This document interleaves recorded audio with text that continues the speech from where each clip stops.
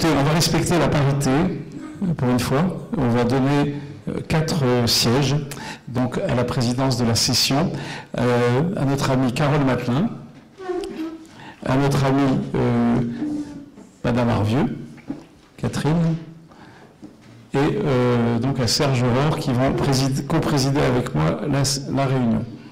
Et je donne tout de suite la parole à Carole Matelin peut-être, ou à Serge qui veut peut-être dire quelques mots d'introduction. Vas-y. Oui, on avait choisi de refaire une présentation sur le femmes et métiers de la chirurgie, qu'on avait intitulé initialement Femmes et chirurgiens, que je préfère. C'est cette formulation actuelle de féminisation, pour moi, ne correspond pas à la langue française, c'est juste une parenthèse. Et donc, on a voulu compléter ce qui avait été dit à Strasbourg et qui avait été un franc succès. Et je vais tout de suite laisser la parole à ces dames pour vous présenter les différents sujets qui ne sont pas, dans l'un ou l'autre, est redondant par rapport à ce qui a été dit à Strasbourg, mais d'autres sont vraiment des compléments. Sujet vraiment de société. Je vais laisser la parole à Carole, peut-être. Où est-ce qu'elle est passée? Elle est là. Qui va commencer avec le... Carole, qui est la présidente de la commission féminisation, pardon Serge, des métiers de la chirurgie au sein de l'Académie nationale de chirurgie. Et en fait, ça c'est un des sujets qui est nouveau, c'est femmes et gynécologues, puisqu'il y a beaucoup de femmes en gynécologie, et ça paraissait intéressant d'en discuter. Carole, c'est à toi. Merci Monsieur le Président, merci Mesdames et Messieurs les académiciennes et académiciens. Et le sujet que je vais vous montrer n'avait pas été montré à Strasbourg. Vous verrez un autre revers de la féminisation des métiers de la chirurgie. Alors, la féminisation, on l'a bien vu à Strasbourg, la féminisation des métiers de la chirurgie est en marche. Et si vous avez envie de voir cette longue marche, vous pouvez la réécouter. Elle est disponible sur YouTube et on va vous montrer une toute petite séquence.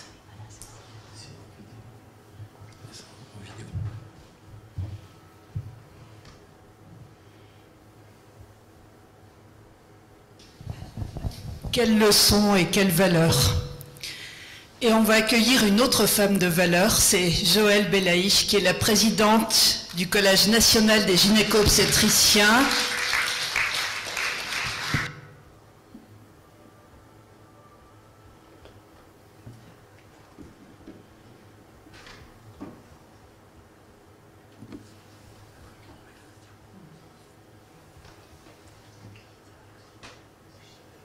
Donc voilà, c'est une toute petite séquence pour vous montrer que vous pouvez la revoir. Et ce qui est original dans l'Assemblée, vous le verrez si vous écoutez cette bande, c'est les questions des lycéens et des lycéennes qui étaient venus assez nombreux parce qu'ils se posaient des questions. Est-ce que je vais essayer de m'orienter vers la chirurgie ou pas? Et en les ayant revus après cette séance, il y a quelques semaines, un certain nombre d'entre elles et d'entre eux ont dit « mais oui, je crois que c'est ça ma passion et je vais y aller ». Donc merci à l'Académie de les avoir invités et vous verrez les questions qui sont assez sympas et qu'ils ont posées tout au long de cette séance. Donc je reviens au sujet d'aujourd'hui. Donc la féminisation des métiers de la chirurgie est en marche, mais il y a une division sexuée des spécialités. Et il y a des spécialités chirurgicales dans lesquelles il y a très peu de femmes. Je pense à l'orthopédie traumato, à la chirurgie thoracique et cardiovasculaire, la chirurgie viscérale. Les femmes y sont peu nombreuses, ça pose des problèmes. Il y a aussi des spécialités où leur représentation est plus importante. L'ophtalmo est relativement équilibré. Maintenant, hommes-femmes, la chirurgie infantile, la chirurgie réparatrice. Mais là où il y a un gros souci, ça va être la gynéco-obstétrique. Pourquoi? Bien parce qu'elle est extrêmement féminisée. Et nous, sur notre dernière promotion, on a eu plus de 90% de femmes. Donc ça va poser des problèmes spécifiques et c'est pour ça que Serge m'a demandé d'en parler. On ne l'avait pas évoqué le 24 juin à Strasbourg. Alors la gynéco-obstétrique, c'est une spécialité où il y a de très nombreuses sous-spécialités. Bien sûr, notre base commune, c'est l'obstétrique. Il faut qu'on sache tous faire un accouchement ou une césarienne, évidemment. Mais certains d'entre nous doivent prendre la voie de la PMA et de l'infertilité, puisque c'est quelque chose de complexe qu'il faut gérer. L'échographie, notamment fœtale, est vraiment une discipline assez compliquée, évolutive. La médecine fœtale, l'orthogénie. Certains d'entre nous font de la chirurgie des pathologies bénignes, s'occupent de statique pelvienne, d'incontinence, d'endométriose, et ils se spécialisent assez rapidement dans ces pathologies-là. D'autres, et Chérif en a parlé tout à l'heure, se spécialisent en chirurgie oncologique pelvienne. Est-ce que c'est une bonne chose ou pas? C'est à discuter. Le CNU réfléchit à cela.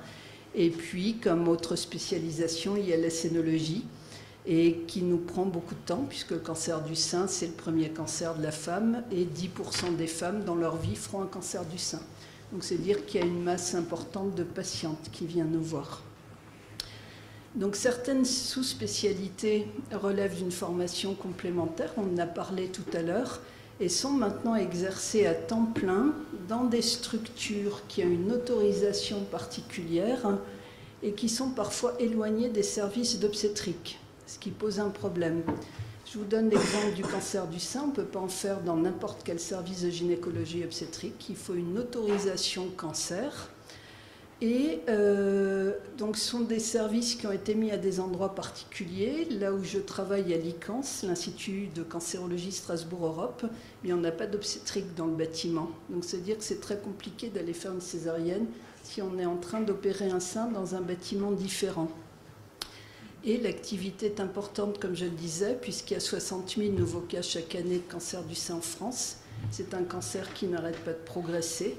Et à peu près 10% des femmes font un cancer du sein dans leur vie. Et on va aller vers 1 sur 8 dans les années qui viennent. Et comme c'est principalement les gynécologues obstétriciens qui assurent la chirurgie du sein maintenant, ça pose un problème, puisqu'ils sont détachés de leur structure de gynéco-obstétrique, donc ne peuvent plus participer à la permanence des soins. Donc voilà un problème. Pour la PMA également, c'est un problème, et on avait eu la chance d'avoir Joëlle Belaïch à la journée sur la féminisation à Strasbourg, et elle disait qu'elle était très embêtée en ce moment parce qu'il y a eu un changement dans l'autorisation d'autoconservation ovocitaire.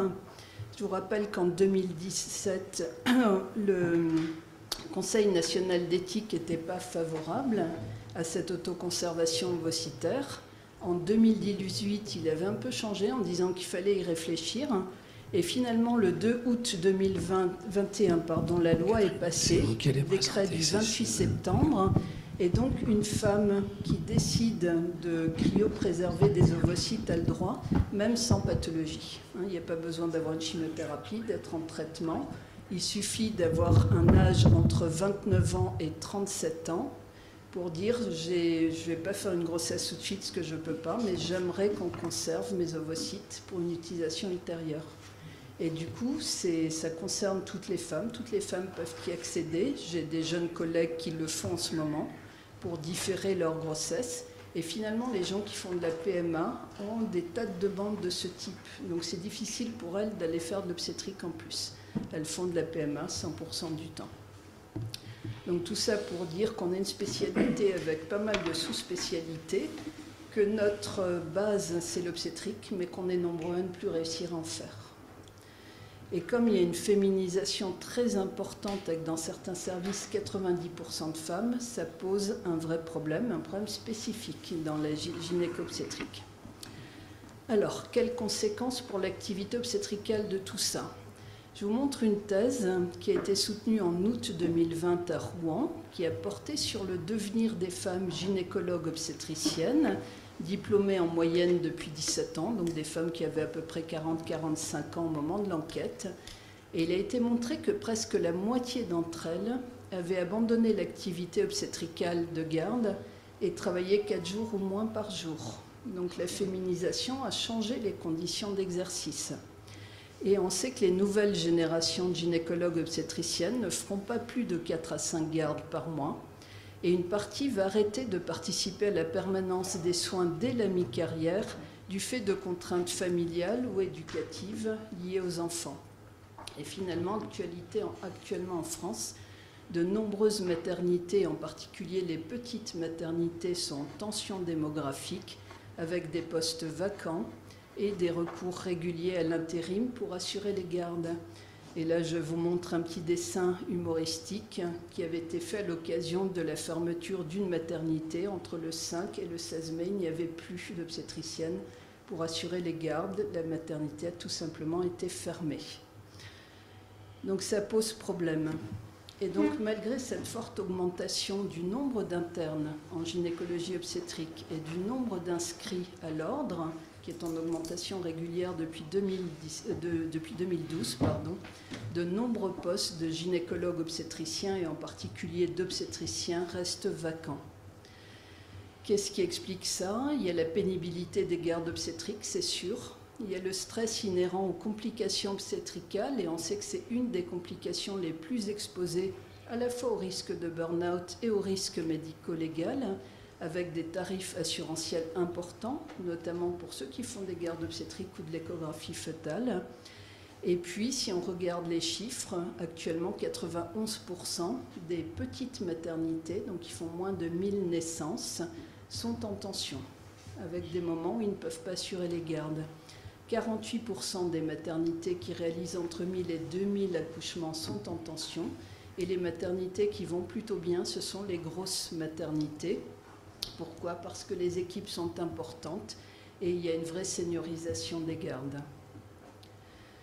Une enquête française a aussi permis d'observer une absence d'effet géographique, parce qu'on s'était dit ça arrive peut-être dans des régions sinistrées, mais regardons les belles régions, Paris, le sud de la France, bien c'est exactement pareil, il y a les mêmes tensions, quelle que soit la géographie et l'attractivité des régions.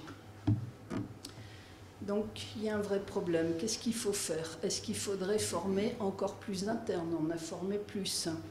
Eh bien, on pense que ça sera probablement inefficace, parce que nos jeunes internes n'auront pas envie d'aller dans des petites maternités où les gardes sont pénibles, où les gardes reviennent à une fréquence importante, puisqu'une petite maternité ne peut pas avoir 20 obstétriciens non plus.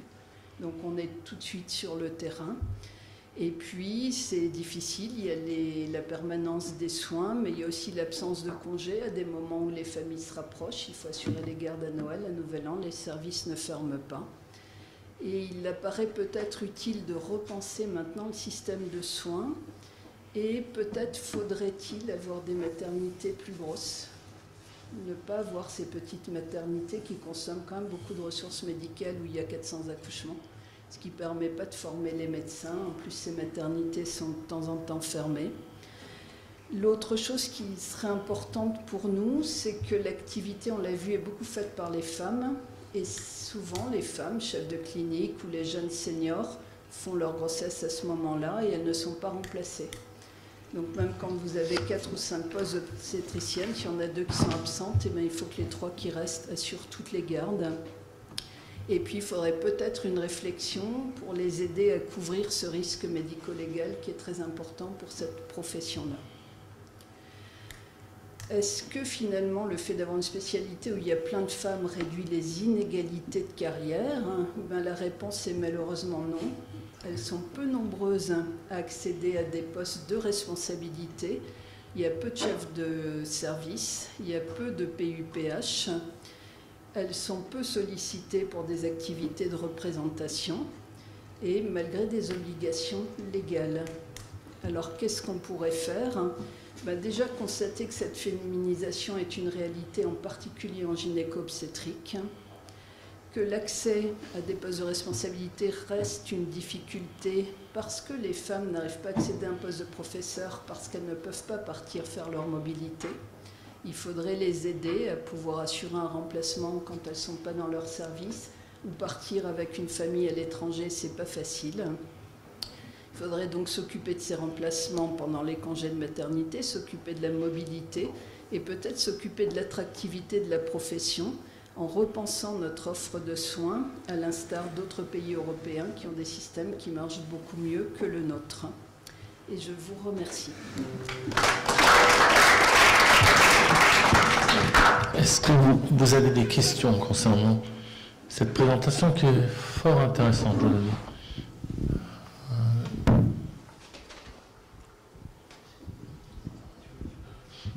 Je peux peut-être... Oui.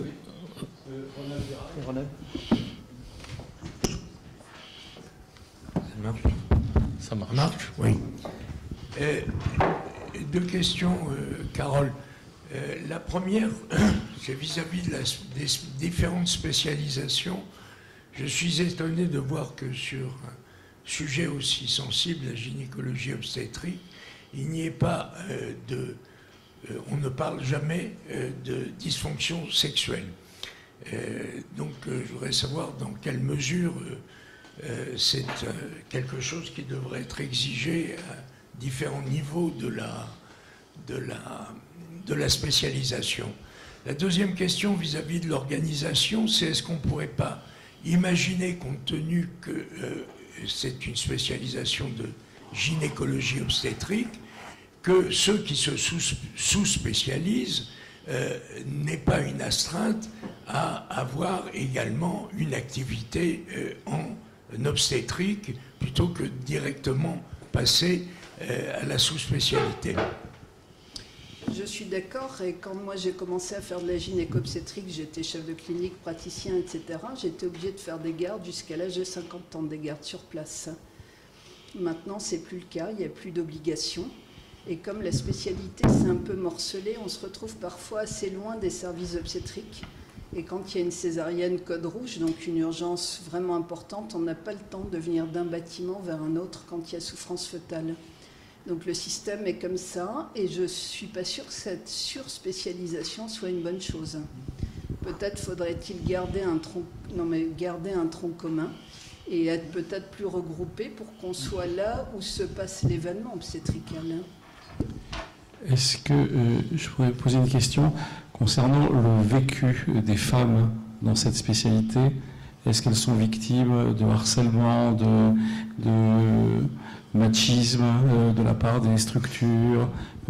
Certes, il y a le plafond de verre qu'on observe qui malheureusement est un peu général sur l'ensemble de la société française dans tous les métiers, qu'ils soient publics, privés ou autres. Mais là, le processus, et c'est aussi pourquoi est-ce qu'on n'y va pas? Est-ce qu'il n'y a pas une espèce de mal-être à fonctionner dans ces métiers-là? Je ne suis pas sûre qu'elle soit victime de harcèlement ou de choses comme ça. Moi, je ne l'ai jamais ressenti en tous les cas, pour ma part. Maintenant, ce qui est difficile, c'est partir d'une carrière plusieurs années à cause de grossesses multiples, repartir encore faire une année de mobilité. Et pendant ce temps-là, si vous voulez, il y a des difficultés relationnelles au service, qu'on a l'impression de fuir son service et de laisser la misère aux autres. Dans des maternités où il y a déjà peu de personnel, le fait de partir pour faire carrière, c'est compliqué. Donc je me demande si on ne pourrait pas aider ces femmes qui partent et remplacer les congés de maternité.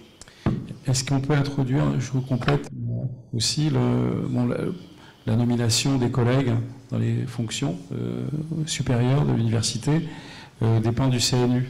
Est-ce qu'il n'y a pas une manière de réguler de manière un peu différente la sélection des collègues, en particulier en comprenant les difficultés de carrière liées aux grossesses, aux enfants, etc. Et donc introduire une souplesse, mais normative, et qui soit complètement admise, et pas quelque chose de particulier pour faire plaisir à un tel ou à une autre. Alors, on a un CNU déjà qui respecte la parité, donc c'est très chouette, et qui s'est bien saisi des histoires de féminisation. Donc il va y avoir une réflexion à l'automne pour voir comment on peut faire pour aider des femmes qui ont ce problème de maternité et le problème de carrière aussi à l'étranger. Et le CNU compte sur l'Académie de chirurgie et sur le Collège national des gynécos pour alimenter cette réflexion, puisqu'on appartient aux spécialités chirurgicales. On saisit la balle au bon, on organisera des réunions spécifiques des trois structures que tu viens de citer pour véritablement faire des propositions au pouvoir public, puisque c'est une des fonctions de l'Académie, c'est de conseiller éventuellement une évolution dans la norme de ce qui nous organise. De toute façon, je crois qu'on ne peut pas rester comme ça avec des maternités qui n'ont plus le personnel, avec des femmes enceintes qui sont perdues, qui ne savent plus où aller, et avec une difficulté dans la profession vraiment importante. Jean-Pierre, une question. Justement, pour rebondir sur ce thème, y a-t-il un endroit dans le monde, un pays dans lequel il y a un modèle à copier, à imiter, justement, pour résoudre le problème évoqué sur l'organisation de l'obstétrique en France? Ce sont surtout les pays d'Europe du Nord qui ont bien structuré leur zone de naissance en regroupant les forces aux mêmes endroits, avec une seniorisation des gardes aussi, ce qui fait que c'est plus simple pour des plus jeunes qui se lancent dans des gardes. Et il n'y a plus des toutes petites maternités à 200, 300, 400 accouchements qui mobilisent des forces et qui sont difficiles à gérer. Je crois que Jacques Belghetti voulait poser une question. Oui. Merci pour ce topo que j'ai trouvé remarquable, parce que dans la bataille pour la féminisation, l'implication de plus en plus importante des femmes dans la chirurgie, vous soulevez des limites, vous soulevez des difficultés presque inhérentes à cette féminisation, avec un élément qui m'a surpris, c'est qu'au fond, vous voyez l'évolution sans que le rôle des hommes change. Parce que si il y a la nécessité pour les femmes de se libérer, pour avoir des charges familiales, ça maintient et ça soutient que les hommes ne prennent pas de plus en plus de responsabilités. Ça, c'est déjà la première chose. Mais le deuxième élément que vous soulevez va, à ce moment-là, poser des problèmes d'acceptabilité majeurs. La première acceptabilité auquel on sera toujours confronté, c'est qu'on ne peut pas, vis-à-vis pour les médecins, avoir éludé la possibilité du devoir de prendre des gardes. Ça me semble, on n'y échappera pas, ça va revenir, on ne peut pas sans arrêt être, comme on le reproche à d'autres professions, de demander des droits et je ne prends plus de garde. Je ne prends plus de garde parce que ça ne me plaît pas et je prends. Donc ça, c'est un premier élément qui va venir. Et puis le deuxième, qui est impressionnant, c'est la nécessité de concentrer les maternités, d'avoir des grosses maternités. Quelle acceptabilité politique va-t-on avoir là-dessus? Et c'est probablement là où le rôle de relais des académies de chirurgie et probablement de l'académie de médecine, en plus des organismes qu'il peut avoir. Mais en tous les cas, vraiment, je vous remercie, j'ai appris beaucoup de choses. Mais vos remarques sont... Enfin, je les apprécie vraiment et c'est vraiment le problème. C'est est-ce qu'on veut garder des petites maternités de proximité pour cette cohésion sociale, pour faire vivre les petites villes et à quel prix et qui va y travailler? Gérard Morvan, Académie nationale de médecine et de chirurgie. Pour rebondir sur la question du docteur Rosenbaum, ces pays, notamment du Nord, qui ont su augmenter la taille de leur maternité, qu'est-ce que ça a eu comme répercussion sur le recrutement et sur la vie des femmes chirurgiens, notamment dans leur accession au poste de responsabilité? Alors, le problème des petites maternités, c'est que vous pouvez embaucher que peu d'obstétriciens. Donc les gardes reviennent sans arrêt, puisque vous devez assurer la garde tout le temps et la permanence des soins. Si vous êtes 4 à assurer une petite maternité, l'un d'entre eux est en vacances, vous faites des gardes tous les 3 jours. Donc c'est hyper compliqué quand on a une femme, quand on a des enfants, qui a la pression de la garde, la fatigue quand même, et puis parfois l'erreur médicale ou la difficulté. Donc les femmes, ou les hommes d'ailleurs, n'ont pas envie d'aller dans ces structures-là. Si vous avez des grandes maternités où vous avez, je ne sais pas, 3 personnes de garde, 2 seniors, un plus jeune, et que vous faites 3000 ou 4000 naissances, déjà vous êtes beaucoup plus formés, vous apprenez beaucoup plus rapidement des techniques que vous voyez assez peu. Et puis, il y a toujours un plus vieux qui peut vous aider en cas de difficulté au milieu de la nuit, ce qui n'est pas le cas d'une petite maternité. J'ai bien compris, mais dans les pays qui ont résolu ce problème, comme dans les pays du Nord, quel a été l'impact sur la vie professionnelle des femmes gynécologues obstétriciennes? Bien meilleur, parce qu'il y a moins de garde. Si vous en faites une fois tous les 10 jours ou une fois tous les 3 jours, vous n'avez pas la même qualité de vie. Et par ailleurs, si vous voyez beaucoup de choses, que vous êtes dans un environnement où il se passe beaucoup de choses, dans les petites maternités, si vous faites 300 accouchements, vous en faites 1 par jour, vous n'aurez pas une grande extraction du siège, par exemple. Donc vous avez un problème de formation et je pense que vous êtes de moins en moins à l'aise face à une difficulté rare que vous n'avez pas vue depuis 10 ans. Donc il y a ce problème-là. Les grandes maternités vous permettent à la fois l'apprentissage, le compagnonnage, et puis l'expérience, et puis moins de garde, donc moins de fatigue. Je ne sais pas quelle est la solution. J'ai vraiment pas tranché, j'ai posé pas mal de questions, je ne sais pas quelle est la meilleure dernière solution. observation de Catherine, et en même temps, elle va passer le témoin à l'orateur suivant, à l'oratrice. Juste, merci beaucoup Carole, et pour dire que moi je vois beaucoup de points positifs dans ton exposé. Le premier, c'est qu'avec 90% de femmes, elles vont peut-être finir par arriver à avoir 1 ou 2 postes d'agrégés, parce qu'il y aura, ça va peut-être augmenter un petit peu le nombre d'agrégés en gynéco-obstétrique, qui est quand même, là, il y a vraiment on va dire une sorte de discrimination avec que des femmes en dessous et que des agrégés hommes, pratiquement. Enfin, on est à 80-20, je crois, à peu près, non? C'est ça? Ouais. Donc, ça, c'est la première très bonne chose. Et la deuxième, je crois que ça permet vraiment de mettre l'accent sur un point qui n'est pas uniquement féminin. Actuellement, les garçons, ils ont 1 mois de congé paternité. Hein, donc, dans mon service, par exemple, on a eu plusieurs congés paternité successifs qui ont fait qu'au lieu de prendre une garde tous les 10 jours, j'ai dû en prendre un peu plus souvent. Donc, ça va se rejoindre, et que ce désir de qualité de vie, de s'occuper des enfants, à mon avis, même si on regarde même les travaux un peu récents et ce qu'on peut rattacher à une féminisation, c'est parfois juste lié à une évolution des mentalités. Donc, écoute, merci beaucoup. Et